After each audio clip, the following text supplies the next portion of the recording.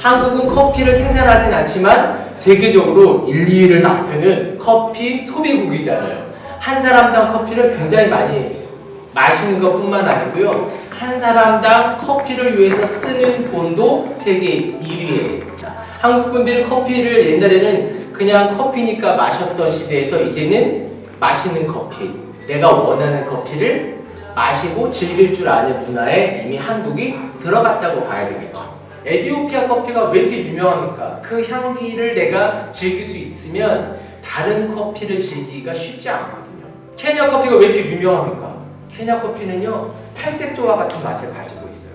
이 커피는 재배부터 시작해서 오늘 여기에 한 잔의 커피가 되기까지 그 모든 일들이 이제는 뭐가 되냐면 하나의 컨텐츠입니다. 제가 아프리카에서 제일 감동받았던 거는요, 유럽에 있는 카페의 손님들이 그 카페 주인과 함께 아프리카 산지로 놀러 오시는 거예요. 커피 한 잔이 만든 인연으로 아프리카까지 오시더라고요. 그리고 자기가 마셨던 그 커피가 자라는 그 산지를 바라보는 것이죠. 커피 나무 근처에 고추를 심으니까 커피가 매워지더라. 커피 나무 근처에 허브를 심으니까 허브의 향이 느껴지더라. 커피를 어디서 마시느냐 얼마나 중요합니까? 그래서 다 아름다운 곳에서 커피를 드시잖아요. 근데 여기에서 어떤 커피를 함께 나누어 마실 것이냐, 우리 집에서만 맛볼 수 있는 우리 집만의 커피를 혹시 갖고 계시다면, 오시는 손님들에게 감동이 될 수 있다면. 순천커피연구회 화이팅! 안녕하세요. 네. 제가 같이 좀 나눌 수 있는 이야기, 저만 좀 나눌 수 있는 이야기가 무엇인가를 좀 생각하다가 몇 가지를 좀 정해봤습니다. 사실 저희가 커피를 한다라고 하는 거는 쉽게 저희가 카페에서 커피를 마시는 것도 생각하겠지만, 커피는 약 2,800개의 산업과 연결되어 있는 굉장히 중요한 아이템입니다. 커피 자체가 돈이 된다기보다는요, 커피 비즈니스에서 커피가 차지하고 있는 영향이 크면 크지만 또 작으면 한없이 작습니다. 사실 카페를 운영하다 보면 커피 매출로 카페 운영에 필요한 자금은 얼마나 많습니까? 잘 생각해 보시면 사실 그리 높지 않습니다. 스타벅스도 전체 매출에 있어서 커피 단품이 차지하고 있는 비율은 그렇게 높지 않다는 것이죠. 사실 저희가 커피 하나가 하나의 산업이 아니라 2,800개의 산업들과 어떻게 연결되어 있고, 그 산업들이 오늘 내가 하고 있는 일 중에 어떤 부가가치를 만드는지를 잘 평가하는 게 이 커피에 있어서는 굉장히 중요한 이야기가 아닐까 싶습니다. 제가 처음 커피를 접하게 된 거는 일제시대 때 잡혀간 한인 후손들을 돕는 일들이 미국에 계신 교포님들을 통해서 많이 진행되고 있었고요. 그 일들을 위해서 저도 이제 멕시코 유카탄 그리고 이제 치아파스 지역에 머물면서 그 일들을 진행하고 있었습니다.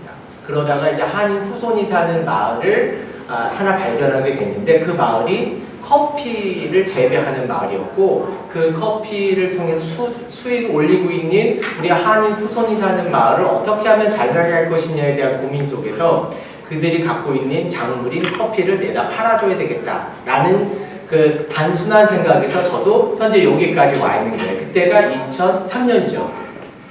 횟수로 한 20년 된 거예요. 이제 이렇게 커피의 첫 발을 디디고 봤는데, 한국은 커피를 생산하지 못합니다. 저도 뭐 그제 이제 남쪽에 있는 한국의 커피 이제 농장들을 좀 돌아보면서 여러 가지 이야기들을 좀 나누는데요. 한국은 커피를 생산하진 않지만 세계적으로 1, 2위를 다투는 커피 소비국이잖아요. 한 사람당 커피를 굉장히 많이 마시는 것뿐만 아니고요. 한 사람당 커피를 위해서 쓰는 돈도 세계 1위에 지금 현재 랭킹되어 있습니다. 한국 분들이 커피를 옛날에는 그냥 커피니까 마셨던 시대에서 이제는 마시는 커피, 내가 원하는 커피를 마시고 즐길 줄 아는 문화에 이미 한국이 들어갔다고 봐야 되겠죠. 옛날에는 커피는 어떤 거였습니까? 쓴 커피였었죠. 거기에 설탕 좀 타시고 풀이 좀 넣어서 한 잔 딱 드시면 에너지도 나오고 뭐 힘도 나오고 커피 향도 좋고, 이렇게 단순한 생각에서 시작되었던 한국의 커피 문화는 이제는 커피가 질적으로도 또 이 커피 한 잔이 주는 삶의 여유와 만족도에 대해서 사람들이 크게 생각을 하고 있다는 것이죠. 그러면 저희가 이렇게 커피가 한국에서 큰 자리를 차지하는 거를 이번 코로나를 통해서 저희가 굉장히 잘 알게 됐습니다. 그냥 커피를 좋아하는 줄만 알았는데 커피를 마실 수 있는 곳이 사라짐으로 인해서 오늘 우리의 삶이 얼마나 척박해지는지, 그리고 어디 가서 만날 데도 없는 거예요. 아무 데서나, 옛날에는 다 아무 데서나 만났어요. 근데 지금은 다 이거 카페에서 만나죠. 그리고 기본적으로 커피 한 잔은 해야 되죠. 이 정도로 우리는 끝없이 발전하고 있는 것이에요. 근데 우리는 커피가 우리나라에서 잘하지 않습니다. 사실 어떤 게 좋은 커피죠? 소비자들은 끝없이 커피에 대해서 요구하고 있는데 커피를 팔고 계시는 대부분의 분들은 사실 커피에 대해서 잘 모르십니다. 이런 아이러니 속에서 저희는 주어진 커피를 마셔야 되고 남들이 그렇다는 것에 대해서 그냥 쫓아가야만 되는 이런 그 커피 산업 구조상 이게 너무 풍전등화에 설 때가 굉장히 많이 있죠. 트렌드가 바뀌면 막 쫓아가야 되죠. 또 야, A가 좋대 그러면 A로 막 뛰는데 아니래 B래 그럼 또 다시 또 B로 막 뛰어야 되는 거예요. 그때 벌어지는 기회비용이 얼마나 큽니까? 근데 최근에는 코로나 이후로는 대부분의 커피집들이 맛이 비슷비슷해졌어요. 이유는 다 아실 거예요. 싼 원가로 우리가 커피를 만들어야 되는 이런 위기에 놓이다 보니까 다 비슷한 싼 커피에 내몰리고 있는 것이죠. 사실 커피 한 잔에 1,500원이라는 것은 불가능한 값이죠. 구조상 불가능한 값이에요. 그것을 가능하게 하는 것은 아마 어딘가에서 생긴 왜곡된 커피 유통 과정이랑 품질이라고 하는 것들이 같이 물려 있겠죠. 결국 소비자들은 이 집에 가도 그 맛, 저 집에 가도 그 맛, 저기 가도 그 맛이면 저는 가까운 데서 사 먹겠습니다. 그 집이 왜 먼 데 가겠어요? 근데 이런 집들은 금방 생기고 금방 사라지는 것이죠. 왜냐하면 선택받지 못하고 그냥 가까이 있는 집에서 사 먹게 되는 거예요. 커피는 어디서 출발하냐면 저 아프리카에서 출발합니다. 근데 저희가 옛날에 6.25 이후에 깡통 커피를 마시기 시작하면서 한국의 커피가 굉장히 빠르게 다방 문화라는 것과 함께 나가게 됐죠. 그때는 남들이 다 로스팅해가지고 갖다 주는 커피를 마셨습니다. 원래 커피는 쓴 줄 알았죠.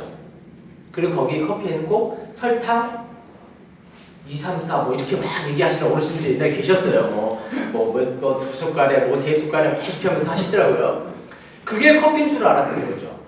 근데 고급 커피가 한국에 들어오기 시작하면서 한국은 알게 됐어요.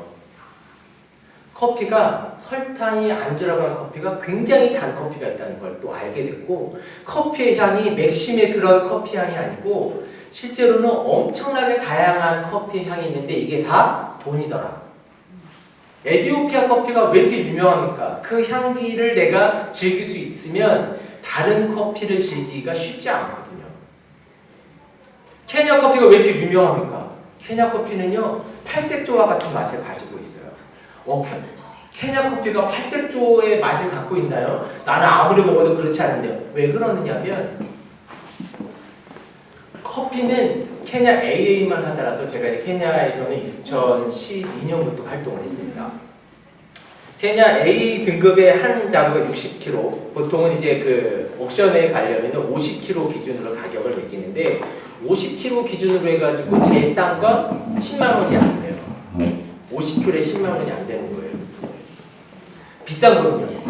비싼 거는 현재 한 200만 원이 넘습니다. 케냐 AA요. 이렇게 얘기하시면 커피를 잘 모르시는 분이에요. 나 차 샀어. 그랬어? 그리고 누군가 가면 차에 관심이 없는 분입니다. 사실 그렇게 말한 사람한테도 관심이 없어요. 나 차 샀어. 뭐 샀어? 왜 뭐 사냐고 물어봅니까? 차는 너무 많은 거죠. 저분이 벤츠를 사셨는지 아니면 장난감 자동차를 사신 거지. 값이 하늘과 땅이잖아요. 장난감 자동차는 200원이고 벤츠는 한 3억 원 이상 주셔야 되잖아요. 좋은 건. 그런데 그 자동차가 같은 건 아니잖아요. 케냐 AA만 하더라도 값 차이는 200만 원 가까이 난다는 거예요. 그러면 그 AA 200만 원의 차이가 나는 거를 극복할 수 있습니까? 죄송하지만 극복이 안 됩니다. 200만 원짜리를 드셔보신 분은 10만 원짜리 커피를 드실 수 없어요. 그 맛의 차이가 굉장하거든요. 이 커피는 시간이 지날수록 사람들이 좋은 것을 찾는 구조를 가지고 있습니다. 또 하나는 이 커피는 좋은 커피를 드셨던 분들은 뒤로 가서 나쁜 커피를 다시 즐길 수 있느냐? 거의 불가능한 것 같아요. 저도 계속해서 조금씩 좋은 커피를 마시다 보니까 이제는 어느 등급 이하는 즐기지를 못해요. 그래서 저는 저희 회사를 나와서 다른 데서 거의 커피를 사 먹어본 적이 없는 것 같아요. 그분들이 좋고 싶고가 아니고요. 저희는 그런 커피를 갖고 제가 로스팅해서 먹을 거 아니에요. 근데 다른 데는 그렇게 하기 쉽지 않거든요. 커피는 요물이기도 하지만 커피가 갖고 있는 아주 중요한 포인트들을 저희가 이해를 해보실 필요가 있습니다. 커피 나무를 파보시면요, 커피 나무는 다른 나무하고 다르게요, 이 뿌리가 아주 깊지 않습니다. 그리고 대부분의 커피 나무의 뿌리는요, 이 지표면에서 한 30cm 밑으로 쫙 펼쳐져 있는 구조를 가지고 있어요. 그러니까 이 커피 나무는요, 땅 속에 있는 깊은 뿌리 하나만 남쪽으로 모두 다 그 옆으로 펴지는 굉장히 독특한 모양의 뿌리를 가지고 있어요. 그러면 왜 이 커피는요 그런 뿌리를 갖고 있을까요? 뿌리 하나는 깊이 받고 나머지는 다 옆으로 펴지는 거예요. 커피는 가뭄에 취약합니다. 또 반대로 커피는요 가뭄에 잘 견디기도 합니다. 이 두 가지가 다 있는 거예요. 직사광선을 세게 받게 되면 지표에서 30cm밖에 되지 않는 이 그 잔뿌리들이 금방 말라버려요. 저희 그런 얘기 들어보시지 않으셨어요? 커피는 그늘에서 자라는 커피가 제일이다. 왜 커피는 그늘에서 자라는 커피가 최고입니까? 들어는 봤는데 인터넷에 찾아보니까 이 사람은 이렇다, 저 사람은 저렇다 다 얘기해요. 근데 누가 정리는 해주지 않는 것 같아요. 잘. 왜냐하면 가봐서 쓴 사람은 거의 없고 들은 얘기를 다 하다 보니까 이게 어떤 거를 내가 잘 모르고 귀동냥으로 듣다 보면 끝없이 그 귀동냥으로 들었던 오류가 계속 반복되는 것이죠. 커피는 수분이 많은 곳에서도 나름대로는 자랄 수 있습니다. 저희 산지 중에는 새벽과 저녁에 이슬이 많이 내리는 산지가 있어요. 아프리카지만 정말 정글같이 숲이 우거져 있습니다. 가보면 경치가 정말 대단히 멋있습니다. 다른 데는 다 그 메마른 땅인데 그 지역은 항상 촉촉하고 나무가 엄청 많아요. 거기서 자라는 커피가 있어요. 낮에는 피가 잘 안 옵니다. 그래도 유지가 되는 거죠. 또 거기서 차를 타고 한 2시간 정도 가면 정말 사막 같은 곳이 쫙 펼쳐져 있습니다. 여기서 커피가, 하지만 커피가 실제로 생산되고 있어요. 그러면 그렇게 아침과 저녁에 구름이 지나면서 이슬을 내리는 산지와 완전히 사막 같은 곳에서 자라는 커피가 같을까요? 다를까요? 다르겠죠. 예. 근데 저희는 뭘 보냐? 내가 갖고 있는 커피가 대체 어디서 자란 건지 몰라요. 일본의 스시집 중에 유명한 집에 가보면 그런 표지가 있어요. 지금 우리는 어디 생선을 쓰고 있는데 그 생선을 잡은 곳에 위치를 써줘요. 그게 왜 중요합니까? 그 생선이 어디서 잡혔느냐에 따라서 맛의 차이가 있거든요. 그래서 자기네 집은 어디 산 무슨 생선을 쓰고 있다 이걸 딱 써놓고 있거든요. 커피도 어느 지역 어디서 온 거다. 근데 그 지역에 대해서 저희는 잘 모르잖아요. 근데 모르는 게 뭐 당연하다고 생각할 수도 있지만 문제는 중요한 포인트가 있습니다. 커피가 어디에서 자랐는지 어떤 자연 환경에서 만들어졌는지가 왜 중요한지를 제가 설명해 드리고 싶은 거예요. 커피는 원래 음지식물이고요. 큰 나무 밑에서 조그맣게 자라고 있는 나무들이 주로 이제 그 커피의 그 원나무들이죠. 물론 에티오피아 가면은 소나무처럼 큰 나무들도 꽤 있지만 대부분은 그렇게 크지 않고 음지에서 자라는 나무들이 대부분입니다. 그런데 이런 그 커피들이 음지에서 자라기 때문에 알이 크지는 않아요. 근데 이 음지에서 자라는 이 커피가 햇볕에서 그늘을 벗어나 햇볕으로 가게 되면 어떤 현상이 일어나게 되느냐? 이 음지에서 연약하게 자라던 커피가 햇볕을 보게 되면 몇 가지 반응을 하게 됩니다. 첫 번째는요, 산미가 굉장히 날카로워집니다. 그래서 날카롭게 콕콕 찌르는 커피 대부분이 땡볕에서 자라는 거예요. 그러니까 스트레스를 받아서 그 산미가 대단히 높아지는 것이죠. 같은 품종에서 봤을 때. 또 하나는 이 커피는 굉장히 답니다. 혹시 나중에 기회가 되시면 이 커피 체리, 빨간 체리를 한번 다 익었을 때 씹어보시면 세 가지를 알게 되세요. 네. 하나는 벌레가 굉장히 많다. 네. 벌레가 굉장히 많다는 걸 아시게 돼요. 이게 뭔 뜻이냐? 체리는요 아주 달아요. 맛은 뭐와 같으냐면요, 그 대추와 비슷한 맛을 가지고 있습니다.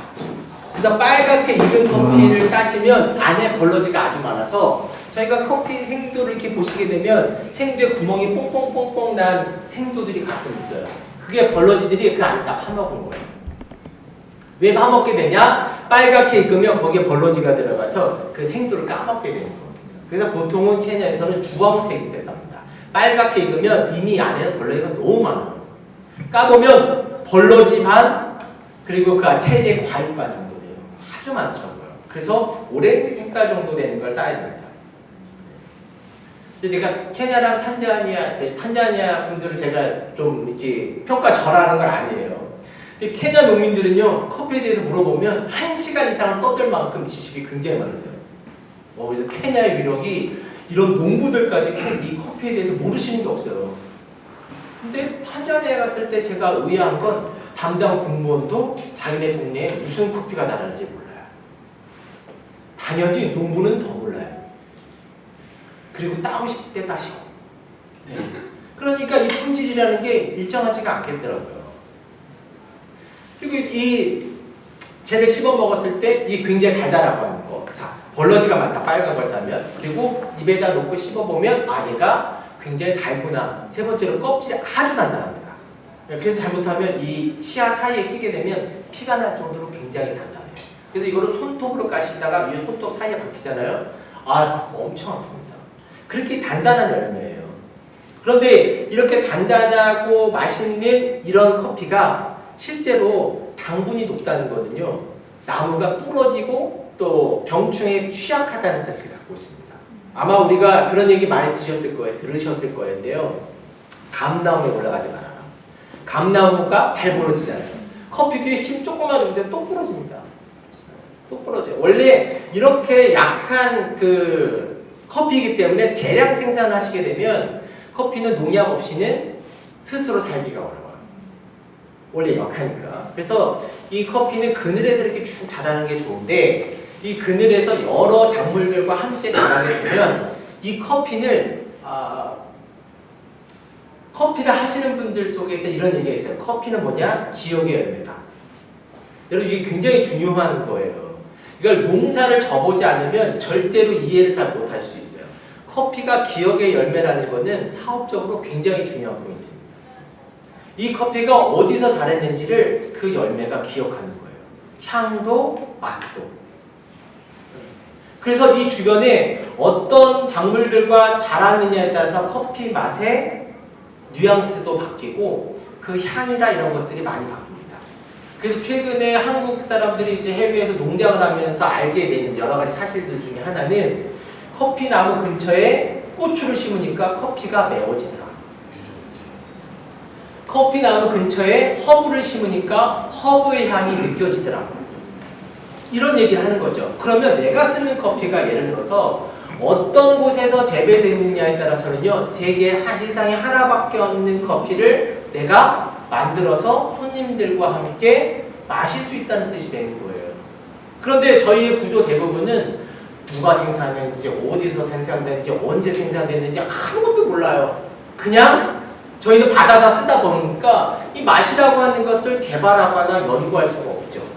최근에 커피에 대해서 많은 분들이 도전하고 자꾸 그 산지로 나가는 이유는 커피가 갖고 있는 기억의 열매의 이 커피 안에 어떤 보석이 숨겨져 있는가를 알아야 발견할 거 아니에요.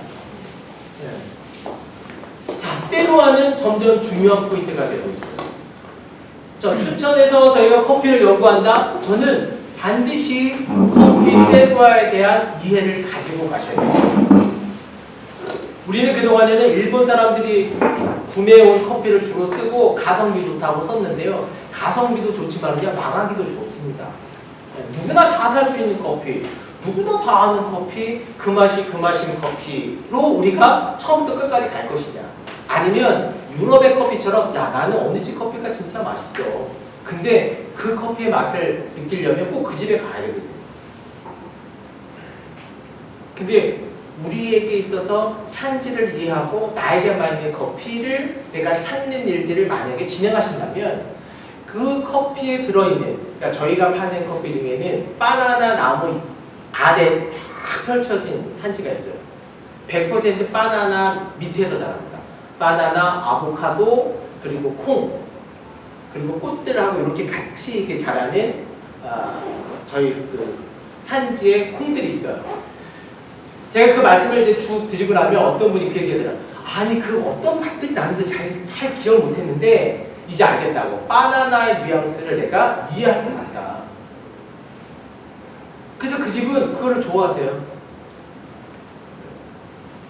사람이 들어서 그의 맛이 이렇게 나는 게 아닌가 생각할 수도 있지만 이 앞으로 커피를 계속 연구하시다 보면 커피가 누구랑 같이 자랐느냐에 영향을 받는다는 것을 분명히 알게 되실 거예요.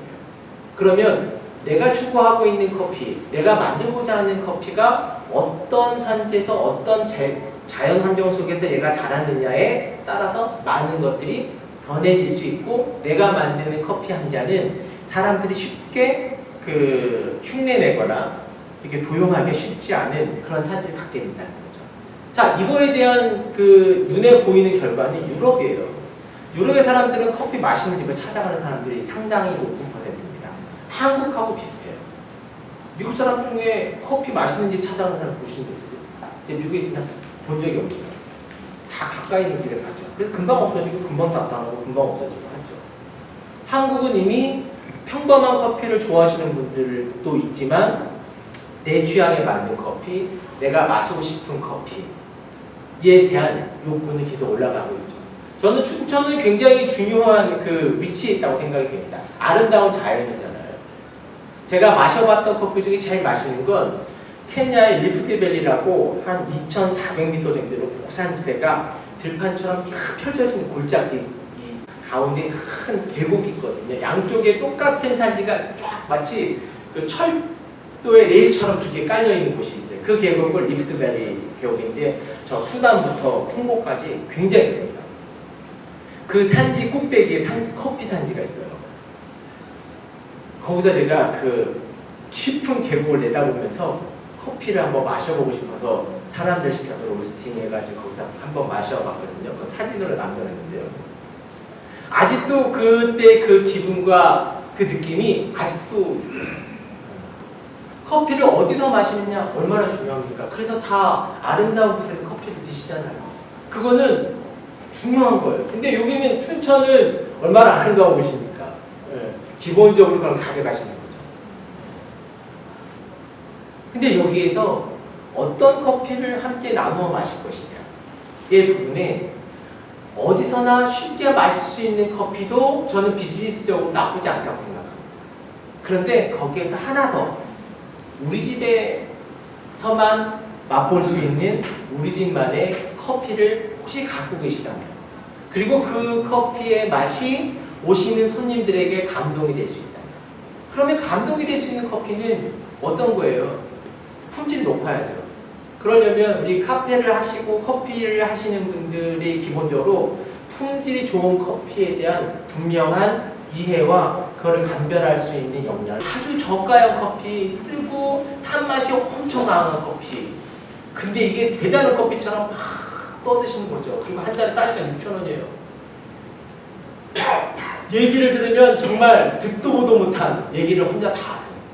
그런데 어느 날 임자만 하시는 거예요. 언젠가 사람들이 정말 커피를 잘하는 사람들이 왔을 때 그 사람들 거기다 밑불 달겠죠. 야, 이거는 정말 뭐 거시기에. 그러면 지금까지 쌓아놓은 지역에서의 명성도요, 어느 날 다 곤두박질 치는 거예요. 속이는 거 잠시는 속일 수 있죠. 그러나 영원히 속이는 건 못한다고 하잖아요. 자, 좋은 커피를 가지고 승부하시려면 내가 좋은 커피에 대한 이해가 반드시 필요하다. 두 번째, 맛있는 커피를 만드셔야 되잖아요. 결국 우리 집이 제공할 수 있는 우리 집의 커피가 필요하지 않겠냐. 우리 집의 커피를 만드시려면 결국 내가 원하는 산지의 커피를 안정적으로 공급받으실 필요가 있다. 그래서 사실 춘천시랑 이렇게 같이 모여가지고 뭘 하신다면 저는 좋은 산지들을 좀 찾아보시고, 순천은 저기 이번에 알았는데요. 순천시는 저기 그 탄자니아 모시와 자매 결연이 되어 있다고. 그래서 거기서 커피와 관련된 페스티벌을 현재 준비하고 있습니다. 순천. 그래서 순천에 이런 일이 있다니. 그래서 그런 생각을 제가 깜짝 놀랐어요. 그럼 춘천은 모시보다 더 대단한 데를 하나 잡으시는 게 맞고, 하나 갖고 안 됩니다. 왜냐하면 좋은 커피는 여러 군데서 나거든요. 그런데 저희가 안정적으로 공급받을 수 있는 망을 가져야 되고, 그 안정적인 공급에 중요한 거는 스토리텔링이죠. 어떤 커피냐는 거예요. 어떤 맛을 품고 있느냐는 것이죠.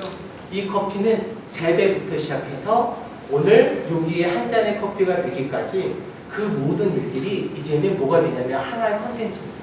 제가 아프리카에서 제일 그 감동받았던 거는요, 유럽에 있는 카페의 손님들이 그 카페 주인과 함께 아프리카 산지로 놀러 오시는 거예요. 커피 한 잔이 만든 인연으로 아프리카까지 오시더라고요. 그리고 자기가 마셨던 그 커피가 자란 그 산지를 바라보는 것이죠. 얼마나 신뢰관계가 좋겠습니까? 저는 춘천이 아름다운 이 지역에서 이 아름다운 자연 속에서 마시는 커피가 저 서울의 동네에서 마시는 커피와 크게 다르지 않다면, 우리는 관광객을 접대하는 그런 커피 산업 이외에는 발전 가능성이 굉장히 어둡다고 생각합니다.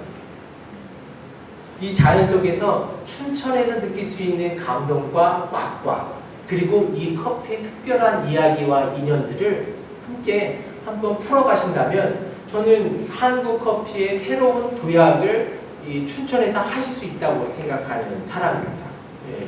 왜냐하면 쉽지 않은 일인데, 또 춘천시는 이렇게 또 이런 일들에 적극적이고, 우리 또 그 의장님께서도 커피에 대해서 굉장히 그 뜨거운 열정을 갖고 계시더라고요. 이렇게 누군가랑 연합하고 돕는 사람들의 네트워크가 없이는 저희가 산지에 다다르기가 어려워요. 저희가 마시는 커피의 90%는 아마 외국계 기업을 통해서 사는 거예요. 그거 두 번만 넘어가면은요, 그 커피 어디로 온 건지 아무도 몰라요.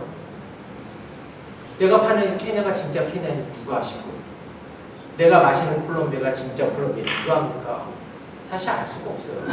그런데 한 번 맛보고 나면 구별할 수 있고요. 일주일만 마시면 그 커피에 대해서 평가할 수 있거든요. 한번 저는 뭐 제가 짧은 시간에 말씀을 드리지만, 저는 그런 생각을 이제 아프리카에서 농장을 조그맣게, 그 농장도 조금 특이한 구조이긴 한데, 산지에 대해서 이런 생각을 가지고 한국에서 사업을 이제 시작하게 됐어요. 자, 좋은 커피, 좋은 농부, 건강한 농부 없이 만들어질 수 있을까요? 어려울 겁니다. 농부가 가난하고 농부가 행복하지 않고 농부가 병들면은요, 우리는 좋은 커피를 가져갈 수 없어요. 그리고 나는 좋은 커피를 만들어 좋은 손님들과 함께 만나서 내 비즈니스를 안정적으로 가져갈 수 없어요. 커피를 생산하는 사람이 그래도 건강하고 행복해야지 내가 그 커피를 지속적으로 쓸 수 있을 거잖아요. 근데 제가 방문했던 대부분의 커피 농가들은 너무나 낮은 가격에 팔고 있었고, 그곳에서 그 농부들은 어떤 희망 없이 그냥 막 재배하는 거예요. 돈이 되는 건 그 하나밖에 없으니까. 아이들은 그 커피밭에서 뛰어놉니다. 커피는 농약 없이는 재배되기가 어려운 작물이거든요, 실제. 그래서 이렇게 여러 작물과 함께 자라지 않고 또 저지대로 내려오게 되면 농약 살포량은 지속적으로 늘어납니다. 저희가 그렇게 앞으로 그 우리가 마시는 커피가 농약 속에서 자라나는 커피를 마실 것이냐, 아니면 건강하게 농약 없이 자연이 키우는 그런 커피, 그 자연 속에서 자라고 있는 아이들, 그 부모들, 그 농가가 함께 만드는 건강하고 행복한 커피를 우리가 마실 것이냐. 저는 어떤 시인이 그런 얘기를 했더라고요. 외로운 커피. 저는 브라질에 이제 물론 큰 농장들에 가보면 땅이 그냥 빨갛거든요. 그 제초제 뿌리고 막 그래서 거기에는 커피가 혼자 살아가요. 그 옛날에 그 커피는 원래 숲속에서 파는 그 식물들과 함께, 동물들과 함께 그렇게 자랐던 그런 커피가 이제는 혼자 덩그러니 놓여져서 그렇게 외롭게 자라고 있는 커피가 그곳에 있더라는 거죠. 저희가 어떤 커피로 어떻게 만날까요? 우리는 커피 한 잔을 가지고 많은 이야기를 나누는데요. 우리가 마시고 우리가 함께 즐길 수 있는 커피, 저는 건강하고 또 외롭지 않은 커피, 다양한 맛과 정말 자신만이 갖고 있는 이야기로 가득 차 있는 커피 하나하나 속에서 저희가 손님들과 함께 그 이야기를 풀어갈 때 처음에는 우리가 우연 속에서 만나겠지만 두 번, 세 번 오시면 아마 이 커피에 관련된 이야기와 함께 우리 카페가 갖고 있는 우리 카페의 이야기도 함께 이어지면서 아마 유럽의 카페처럼 100년, 200년간 그 가족이 또 그 자녀에게 그 카페를 소개하고 함께 동방성장하고 또 언젠가는 이런 커피 산지를 유럽 사람들처럼 저희도 함께 좀 가볼 수 있는, 근데 그게 없으면 가볼 수가 없잖아요. 이거 어디서 사요? 글쎄요, 저 마당에서 여기서 사왔어요. 그렇게 말해서 된 일이 아니잖아요. 우리요 산지가 있어요.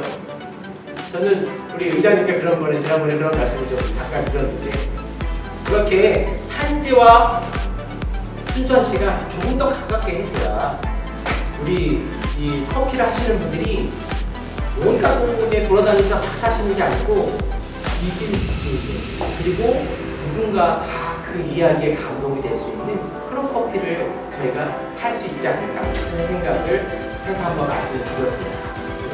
그리고 기회가 된다면 이런 많은 나라의 그 커피 이야기를 가지고 함께 그분들이 살아가는, 그분들이 생각하는 이런 커피들도 우리가 한번 들어볼 수 있는 시간을 더 많이 있었으면 합니다. 네, 감사합니다.